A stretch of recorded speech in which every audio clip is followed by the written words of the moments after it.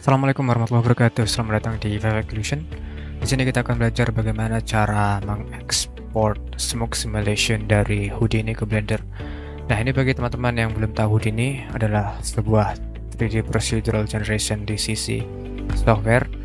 Jadi ini fokus untuk FX simulation. Nah, mungkin teman-teman kurang puas di simulasi smoke di Blender, teman-teman dapat coba Houdini. Ya, teman-teman dapat lihat langsung ini realnya. Jika teman-teman pengen, ini dia dipakai di Independence Day Resurgence. Ya, tadi buat pakai film Hollywood itu ya. Oke, langsung saja kita mulai tutorialnya. Jadi di sini kita akan langsung membuat smoke simulation. Pastikan teman-teman sudah ada Houdini Apprentice. Kalau belum, teman-teman dapat langsung download sini Houdini get dan download ini. Ada versi gratisnya di situ. Oke, langsung saja di sini kita buat smoke simulation. Nah, untuk buat smoke simulation di sini cukup mudah. Teman-teman pastikan punya geometry. Dan setelah itu kita masukkan test geometry dan rubber toy. Nah, seperti ini. Setelah itu kita pergi ke satu level ke atas. Kita pergi ke Pyro Effects dan kita pilih Belloway Smoke. Ini akan proses. Nah, seperti ini. Nah, sekarang sudah dibuat network chain-nya. Jika teman-teman play, kita punya smoke simulation sederhana. Nah, ini dia. Ini tampak flat sekali ya. Teman-teman dapat memasukkan lighting sederhana. Pergi ke light cameras dan kita masukkan skylight. Nah, kita tampak bagus shadingnya sekarang. Oke, sekarang ini kita punya smoke simulation pecah-pecah tapi ya. Mungkin kita tingkatkan resolusinya. Teman-teman pergi ke Pyro Network, ya 33 star 0,05. Ini menjadi lebih tinggi dan frame-nya mungkin sekitar 70 frame. Itu dia.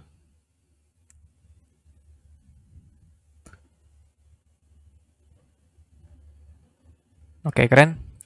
Dan selanjutnya kita pergi ke Pyro Import. Ini yang bertanggung jawab untuk renderingnya. Jadi itu kita pilih. Dan kita hapus import Pyro Visualization ini. Kita gunakan import Pyro Fields. Nah, karena datanya ada di sini. Teman-teman dapat melihat itu. Density, temperature, heat, dan fill.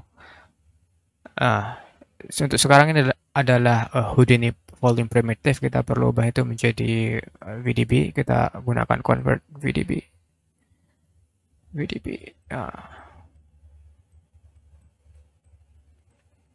Nah, seperti ini. Kita gunakan. Kita pilih mana saja yang mau di convert.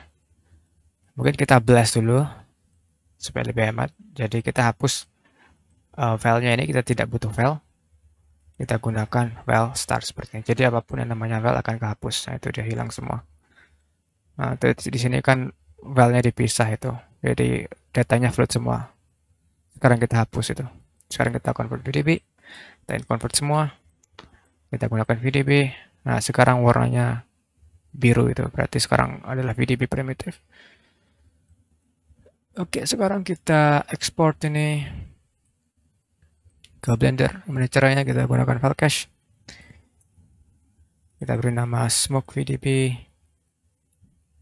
Nah, ini namanya penting. Kita gunakan $f.vdb tentunya. Kita ubah juga di teman-teman dapat middle mouse click untuk melihat bagaimana nanti hasilnya. Nah, kita save juga ini, control save. Atau mungkin teman-teman pergi ke file dan save smoke basic. Ini saya akan replace dari project sebelumnya. Smoke basic, nah, namanya override. Nah, sekarang namanya smoke basic .smoke.vdb. Nah, ini kita hapus saja ini heap name-nya. Atau ya kita hapus heap name-nya. Seperti ini jadinya. Kita masukkan icon apa namanya ini. Tick mark kalau nggak salah. Sehingga jadinya seperti ini. Nah, kita tidak menggunakan titik tapi kita gunakan underscore. Nah, backtick namanya nggak salah ya. Oke. Seperti itu jadi smoke VDB 26. Nah, $F ini frame, $OS ini adalah nama node-nya. Nah, mudah kok. Oke.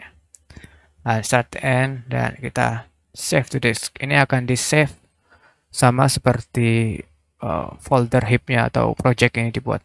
Kita save to disk. Kita tunggu sampai selesai. Ini akan muncul seperti ini. Berjalan, kita tunggu sampai frame 70 itu. Oke, sembari menunggu teman-teman dapat cek mungkin Houdini. Jadi kerennya Houdini teman-teman tidak perlu plugin, teman-teman tidak perlu add-on semakin bahasa Blendernya. Jadi semuanya sudah ada di Houdini. Itu pun sudah cukup. Dan mungkin jika teman-teman pengguna Maya atau V-Ray, juga 3ds Max, Thinking Particle, banyak sekali plugin. Di Houdini teman-teman tidak perlu banyak-banyak, cukup satu saja. Itu sudah cukup murah. Teman-teman dapat cek Houdini ini juga pengen tahu. Oke, ini dia. Sekarang sudah selesai. Kita pergi ke direktorinya ini. Kita copy, Ctrl C, dan kita ke Blender. Kita masukkan volume, import OpenVDB. Ctrl V. Kita hapus namanya seperti ini, Nachio, dan kita punya smoke VDB sampai 70. Sekarang kita import OpenVDB volume. Let's sequence. Let's see here. Import VDB, start offset frames, kita ubahin menjadi 70. That should work. Nah, itu dia. Kita punya seperti ini.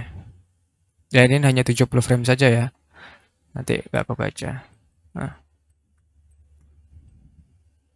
Nah, ini seperti kepotong. Ini dikarenakan kita menyalakan max bound. Teman-teman dapat mematikan di sini di resize container. Teman-teman dapat matikan ini jika tidak ingin kepotong. Jadi teman-teman matikan ini dan simulasi ulang, maka akan lepas itu. Tidak akan kepotong nanti hasilnya. Jadi kita pergi ke sini lagi. Kita sekarang masuk ke rendering. Kita masukkan light, environment, HDRI, sky. Oke. Environment, light. Oh, kita pergi ke sini ya. Environment texture. Open dan HDRI. Kita pilih Phantom Park, light HDRI. Oke, keren ini deh. Kita punya smoke simulation dari Houdini ke Blender. Teman-teman dapat atur shadernya, new material. Kita tweak shadernya di sini. Volume. Dan kita tingkatkan. Nah, itu dia kita punya smoke simulation.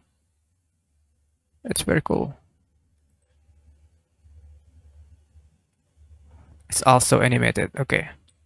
Sebenarnya ini hanya iceberg-nya saja ya. Teman-teman dapat memasukkan api juga, bermain dengan temperatur, heat seperti itu. Banyak yang bisa dilakukan Houdini.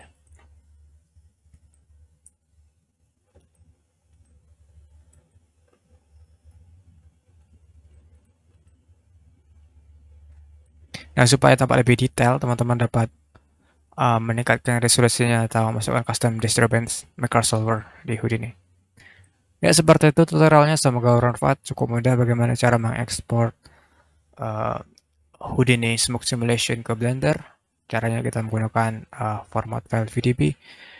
Sebenarnya ini juga tidak hanya Blender, teman-teman juga dapat diekspor ke Maya, Redshift, menggunakan ya VDB juga sama Arnold.